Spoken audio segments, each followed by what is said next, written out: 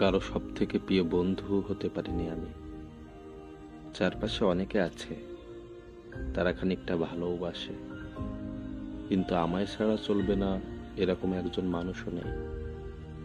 কথা অনেকের সাথেই হয়, অনেকের বন্ধুদের তালিকায় আমার নামও আছে, কিন্তু আলাদা করে জায়গা পাইনি আমি কারো জীবনে।